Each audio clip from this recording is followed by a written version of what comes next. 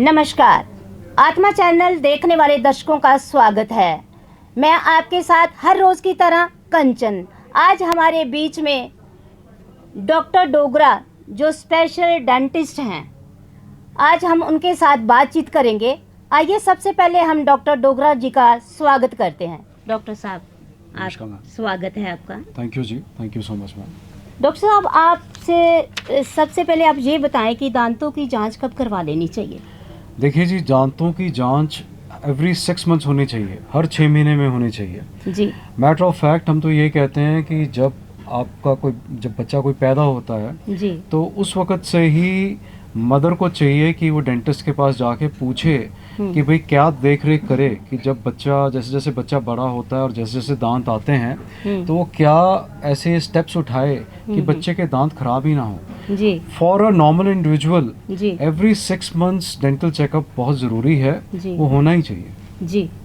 ज़्यादातर लोगों में पाया जाता है जैसे दांतों का पीलापन होना, दांतों का कालापन होना, ये वजह है उनके तंबाकू खाने की या वाइन सेवन करने की या अन्य और ऐसी मतलब चीज़ों को वो सेवन करते हैं, उससे दांत खराब हो जाते हैं। इससे उनको क्या करना चाहिए? देखिए जी, दांत का जो डिस्कलरेशन है इसके बहुत सारे कारण हो सकते हैं जी। नंबर 1, जैसे अगर कोई बहुत हार्ड ब्रश यूज़ कर रहा है और बहुत ज़ोर ज़ोर की ब्रश कर रहा है तो वो बेसिकली या दातुन यूज़ कर रहा है for a long period of time. तो उसमें क्या है कि जो आपका ऊपर का प्रोटेक्टिव लेयर है दांत का, जिसको हम एनामल कहते हैं, जो वाइट कलर का होता है वो घिस जाता है जी। और जो नीचे की जो लेयर है जिसको हम डेंटिन कहते हैं वो पीले रंग की होती है, वो दिखनी शुरू हो जाती है। सो लोग सोचते हैं कि अगर हम जोर जोर की ब्रश करेंगे तो हमारे दांत और सफ़ेद होंगे, लेकिन ये ट्रुथ नहीं है। सो बेसिकली सबसे पहली चीज़, जब भी आपने ब्रश करना है प्रेफर कीजिए कि एक नरम ब्रश यूज़ कीजिए, ज़्यादा ज़ोर मत लगाइए और आपका जो ब्रशिंग है वो 2-2.5 मिनट से ज़्यादा नहीं होनी चाहिए जी। नंबर 2, जैसे आपने बोला कि कई लोग सेवन करते हैं, कोई स्मोक करता है, तम्बाकू खाता है, वाइन पीता है या बहुत सारा हाँ जी, कॉफ़ी चाय बहुत सारी पीता है, तो उससे स्टेनिंग बहुत हो जाती है। तो स्टेनिंग हो जाती है तो उसके कारण आपके जो दांत है दे विल गेट डिस्कलर्ड। खासकर स्मोकर्स सेंसिटिविटी डिस्कलरेशन ज़्यादा हो जाती है। एंड अगर आप जैसे स्मोक कर रहे हैं तो उससे निकोटीन जो है वो जम जाएगा आपके दांतों में। सो आपको you will need much more, आपको उसको बहुत केयर करनी पड़ेगी आपको कि ऐसी डिस्कलरेशन ना हो और डेंटिस्ट के पास आपको जाना पड़ेगा। पहली चीज़ तो मैं आपको कहूँ कि जो कारण है, अगर आपको पता है कि भाई आप स्मोक कर रहे हैं तो आपके डिस्कलर होना ही है, तो पहले तो कोशिश ये करें कि आप ये जो बैड हैबिट्स हैं इसको छोड़ें। तम्बाकू वगैरह चुइंग, जैसे तम्बाकू से या स्मोक से आपको कैंसर हो सकता है। सो आप अच्छा रहेगा कि अगर आप ना ही इन चीज़ों का इस्तेमाल करें या चाय कॉफ़ी की कंजम्पशन को भी कम करें तो आपके जो चांसेस हैं डिस्कलरेशन के वो कम हो जाएंगे जी।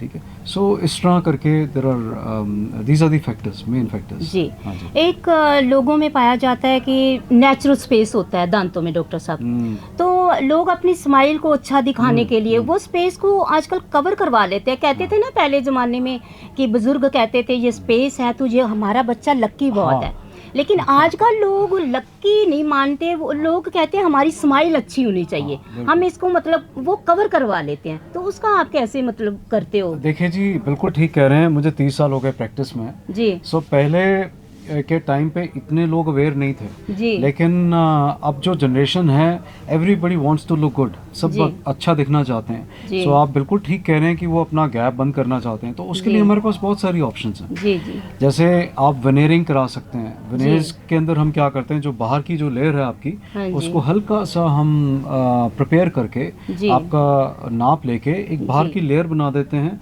जो बिल्कुल नेचुरल लगती है और आपका जो गैप है वो बिल्कुल ख़त्म हो जाता है। सेकेंडली, जो बेस्ट ट्रीटमेंट है that is a orthodontic treatment, यानी कि ब्रेसेस के साथ हम जो नेचुरल दांत हैं उनका जो ये गैप है, नेचुरल गैप है, उसको बंद कर सकते हैं जी। पर कई लोग कहते हैं कि जी मुझे ब्रेसेस नहीं लगवाने, उसके लिए we even have aligners. Aligners में हम क्या करते हैं, वो एक ट्रांसपेरेंट सेट ऑफ ट्यूब्स होती हैं जो कि आप लगाते हैं for a given period of time और आपके जो दांत हैं वो अपनी जो गैप है उनको बंद कर देते हैं। सो आजकल बहुत सारी ऑप्शंस हैं हमारे पास। जी डॉक्टर साहब, जैसे दांतों की जलन, खून आना, मसूड़ों का खराब हो जाना, तो दांत मुंह से बदबू आना, तो इसके लिए आप क्या मतलब लोगों को एडवाइस देंगे? देखिए जी, मैं तो सबसे पहले एडवाइस ये दूंगा कि prevention is better than cure. Right. आप पहले आप समझिए कि बदबू क्यों आ रही है, खून क्यों आ रहा है जी। हम बड़ी बड़ी बातें इसकी वजह जाने जी। और फिर उसी के ऊपर हम वो करें जी। तो ट्रीटमेंट, आधे से ज़्यादा ट्रीटमेंट तो आप घर में बैठे अपने आप ही कर सकते हैं। जी। जैसे बदबू इसलिए आती है अगर आपकी सफाई अच्छी नहीं है, जी। आप रात को ब्रश ही नहीं कर रहे। जी। सो यू नो रात की ब्रशिंग इज़ वेरी इंपॉर्टेंट। जी। आप रात को ब्रश करके सोएं तो आपको आधी समस्या आपकी वहीं ख़त्म हो जाएगी। जी। नंबर 2, जो पेस्ट है आपने इस्तेमाल करना है, कोशिश करें कि वो पेस्ट जो है उसमें फ्लोराइड होना ज़रूरी होता है। तो वो फ्लोराइड वाला पेस्ट जैसे कोलगेट टोटल हो गया, पेप्सोडेंट हो गया, आप जब भी पेस्ट खरीदते हो उसमें पढ़िए कि फ्लोराइड इसमें है कि नहीं। सो प्रेफर कीजिए कि फ्लोराइड वाला पेस्ट ही आप इस्तेमाल करें। देन नंबर 3, आपकी जैसे अगर आपका पेट खराब रहता है तो उसके कारण भी बैड ब्रेथ जनरेट होती है। किसी को एसिडिटी रहती है, गंदगी अंदर चली जाती है, गंदगी या किसी को एसिडिटी रहती है, पेट खराब रहता है, तो उसके नेचुरली आपके बैड ब्रेथ आएगी। उसके लिए you need to see a gastroenterologist. अपना आप एसिडिटी अपनी ठीक रखें। रात को जल्दी डिनर करेंगे, अगर आप 7:30-8 बजे तक अपना डिनर खा लेंगे तो उसमें, और सुबह उठ के सैर वगैरह करेंगे तो you know that will help you to manage your acidity. So उससे भी आपका जो बैड ब्रेथ है उसमें फ़र्क पड़ता है। राइट। सो बहुत सारे कारण हैं इसके। जी। एक जब दांत टूट जाता है तो वुमेन्स को होता है कि दांत हमारा नेचुरल लगना चाहिए, जैसे हमारे जो दांत ओरिजिनल है उनके साथ मैचिंग होनी चाहिए। आजकल काफी कुछ आ गया है, तो इसका मतलब कैसे आप करते हो? सो बेसिकली अगर किसी का दांत नहीं है, आप उसको रिप्लेस करना चाहते हो, सो बेसिकली 3 मेन ऑप्शंस हैं आपके पास। पहली ऑप्शन है उतारने चढ़ाने वाली एक प्लेट, डेंचर जिसको हम कहते हैं, ठीक है।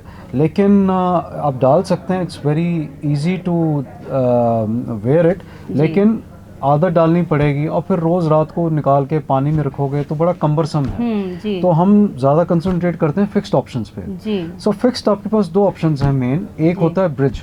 ब्रिज में हम क्या करते हैं, जो आसपास के 2 दांत हैं उनको हल्का सा प्रिपेयर करते हैं, उनकी सपोर्ट लेते हैं और एक दोनों के ऊपर क्राउन्स पड़ते हैं, जो बीच का मिसिंग दांत है उसको हम उसके साथ अटैच कर देते हैं। सो इसको हम ब्रिज कहते हैं। लेकिन इसका एक थोड़ा सा जो नुकसान है वो ये है कि हमने आसपास दांतों की सपोर्ट ली, फिर आपको मेंटेन करना भी थोड़ा मुश्किल हो जाता है। बट एनीवे अगर कोई ऑप्शन ना हो, कोई और ना करना चाहे तो हम ब्रिज लगा सकते हैं। लेकिन आजकल the best option is an implant, जिसको हम डेंटल इम्प्लांट कहते हैं। सो डेंटल इम्प्लांट में हम क्या करते हैं, हम आसपास का कोई दांत नहीं छेड़ते। हम जहाँ पे दांत मिसिंग है वहाँ पे हम उसकी हड्डी में हम एक डेंटल इम्प्लांट लगाते हैं जो कि जड़ का काम करती है। कुछ देर वेट करते हैं, 3 महीने 4 महीने हम इंतज़ार करते हैं, वो जो इम्प्लांट है वो पक्का हो जाता है, फिर नाप लेके ऊपर हम दांत बना देते हैं। इसमें आपको ये फ़ायदा है कि आसपास का हमने कोई दांत नहीं छेड़ा। नंबर 2, जो आपकी हड्डी है वो कभी नीचे नहीं जाएगी। अगर हम ब्रिज लगाएं या उतारने चढ़ाने वाली प्लेट लगाएं, उसमें आपकी हड्डी हमेशा you will lose your bone, क्योंकि उसको हम कहते हैं डिसयूजर ट्रॉफी, यानी कि आप बोन के ऊपर वजन नहीं डाल रहे तो वो नीचे चलती जाएगी। बट इम्प्लांट में आपकी पूरी बोन के जो लेवल्स हैं वो मेंटेन रहेंगे। सो दीज आर ऊपर से, जैसे आपने कहा कि ladies they are very aware कि जी शेड मैच करना चाहिए और वो होना चाहिए, तो आजकल हमारे पास जो ऑप्शंस हैं वो मेटल फ्री की हैं। पहले जब हम दांत रिप्लेस करते थे तो हम normally porcelain fuse to metal लगाते थे, यानी कि अंदर की साइड लोहा होता था, बाहर से पोर्सलिन होता था। लेकिन आजकल हम मेटल यूज ही नहीं करते। आपके पास जिरकोनिया है, ई-मैक्स है, जो कि जिसमें मेटल होता ही नहीं। सो उसमें क्या ट्रांसलूसेंसी बड़ी अच्छी आ जाती है and it looks very natural. हाँ जी। एक दांत को कीड़ा लग जाता है तो दांत ऊपर से खोखला हो जाता है, तो क्या इसको रिमूव करके आप करते हो कि जहाँ उसकी क्राउनिंग करते हो, जहाँ उसको मतलब कीड़ों को रिमूव करके कुछ ऐसा कैसे मतलब उसको देखिए करते हो? पहली चीज आपने कहा कि कीड़ा लग जाता है जी, पहले तो आपको समझना पड़ेगा कि ये होता क्या है, क्या ये सच्ची मुच्ची का कीड़ा है? कीड़ा है ठीक है, पहले तो you have to understand this. तो इसमें बेसिकली क्या होता है, सपोज कीजिए आपने खाना खाया, आपने खाना आपके दांतों में जमा रह गया, आपने ब्रश नहीं किया, कुरला नहीं किया, तो बेसिकली ये जो फूड डेब्री जमा रह गया है आपके दांतों में, इसके ऊपर जो हमारे मुंह में बैक्टीरियाज हैं वो एक्ट करते हैं, उसको खाने को तोड़ते हैं, उसके ऊपर एक्ट करके तोड़ के उसका तेजाब बनाते हैं, पायरुविक एसिड, लैक्टिक एसिड हम इसको कहते हैं, वो बनता है, जिसके कारण आपके जो दांत हैं वो सड़ने शुरू हो जाते हैं। पेशेंट को समझाने के लिए अक्सर बोला जाता है जी आपके दांत में कीड़ा लगा है। सो पहली चीज। नंबर 2, इसका मतलब क्या है कि अगर हमने कीड़ा नहीं लगवाना, मतलब ना लगे, हम चाहते हैं कि हमारे दांत नेचुरली ठीक रहें, सो सबसे पहली चीज है कि आपको you must see to it that you keep a good oral hygiene। Right, ठीक है ना? सो वो कैसे करेंगे आप? ब्रशिंग के साथ करेंगे, कुरला कीजिए, अच्छा रखिए। नंबर 2, आपने कहा कि इसको ट्रीट कैसे करते हैं। सो उसको ट्रीट करने के जो ऑप्शंस हैं डिपेंड करता है कि कीड़ा जो कैविटी है वो कितनी डीप है। अगर तो वो ज़्यादा डीप नहीं है तो हमें उसको अच्छे से साफ करके, डेंटिस्ट उसको अच्छे से साफ करेगा और उसको भर देगा, यानी कि फिल कर देगा। आजकल फिलिंग के बड़े अच्छे मटेरियल्स हैं, दांत के रंग के मटेरियल्स हैं, and they are very good, biocompatible, आपकी बॉडी को हार्म नहीं करते। लेकिन अगर कीड़ा बहुत नीचे तक गया हुआ है, आपकी नर्व को टच कर रहा है, जिसको हम पल्प कहते हैं, उसको एक्सपोज कर रहा है, उस केस में फिर आपको रूट कैनाल करवाना पड़ेगा और फिर ऊपर क्राउन लगेगा। और अगर बहुत ही ज्यादा है, नीचे इन्फेक्शन है, दांत पूरा ही तोड़ दिया है, उस केस में फिर डेंटिस्ट कुछ कर नहीं पाता। जो कैपिंग होती है उसको बोलते हैं, उसको क्राउन कहते हैं, उसको क्राउन कहते हैं। हाँ जी, हाँ जी। सो अगर बहुत ज्यादा ही टूटा हुआ है कीड़ा, बहुत नीचे तक लगा हुआ है, खराब है, देन यू हैव टू फिर रिमूव करना पड़ता है। तो एक ज्यादातर लोगों की दांतों का रंग बदलने का अनुभव बड़ा उनका होता है कि हमारे सतही जहाँ मतलब अंदरूनी जो हमारे दांतों की गंदगी है, जो परत बन जाती है एक येलो से कलर की, आपने देखा होगा, तो लोग उसको रिमूव करवाते हैं। मैं तो जी रोज ही देखता हूँ। आप डॉक्टर साहब, आपका तो काम ही है आपका डेली रूटीन में काम ही यही है। तो ऐसे लोग वो रिमूव करवाने के लिए जब वो सफाई करवाते हैं, तो उसका कोई मतलब इफेक्ट भी तो होता होगा कि बार बार सफाई करवाना। देखिए मैं थोड़ा सा आपसे I will back to differ a little. Basically लोगों की ये धारणा है कि अगर हम दांतों की सफाई कराएंगे तो हमारे दांत कमजोर हो जाते हैं। ये बात बिल्कुल गलत है। देखिए बेसिकली जब भी आप डी स्केलिंग कराते हैं, डी स्केलिंग का मतलब है जो स्केल्स जमे हैं उनको हम हटाते हैं। जब हम क्लीनिंग कराते हैं, ओरल प्रोफिलैक्सिस कराते हैं, तो उससे जितना गंद जमा हुआ है वो निकलता है बाहर।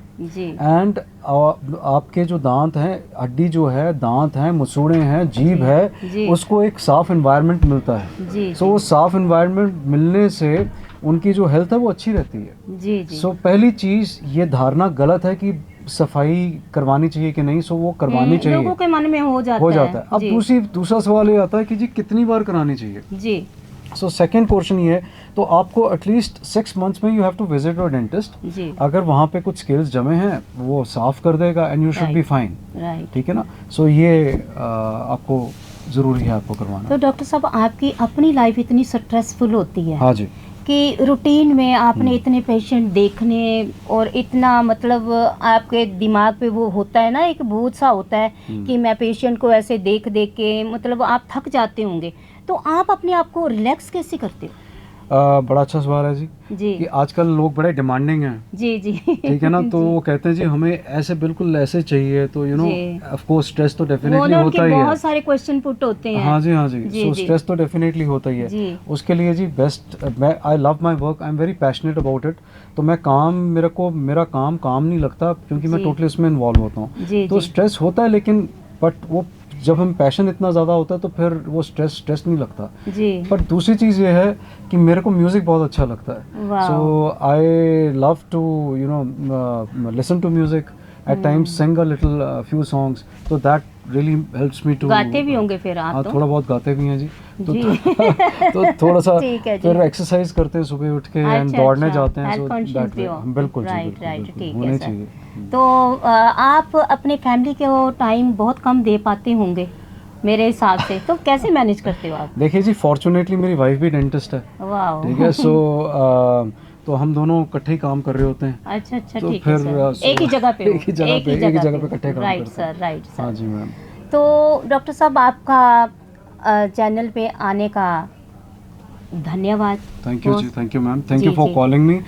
आखिर में जी, I would like to thank Mrs Rajni Jain ji, जिन्होंने मुझे इनवाइट किया जी। और मैं तो ये बोलना चाहूँगा कि वो गाते इतना अच्छा है, उनकी आवाज़ इतनी अच्छी है, हम तो उनकी एल्बम सुनते रहते हैं, बहुत सारी एल्बम्स निकाल ली हैं उन्होंने। आप पूछ रहे थे कि स्ट्रेस कैसे दूर करें, तो एक ये बड़ा अच्छा जरिया है। और कंचन जी, आप बहुत अच्छा गाती हैं, आपकी आवाज़ इतनी अच्छी है। सो आप प्लीज़ ऐसे गुनगुनाते रहिए, गाते रहिए और लोगों को एंटरटेन करते रहिए। So thank you so much. Thank you sir. Thank you जी। ऐसी ही खास शख्सियतों के साथ हम आपको मिलाते रहेंगे। तब तक के लिए शुक्रिया। देखते रहिए आत्मा चैनल। Thank you.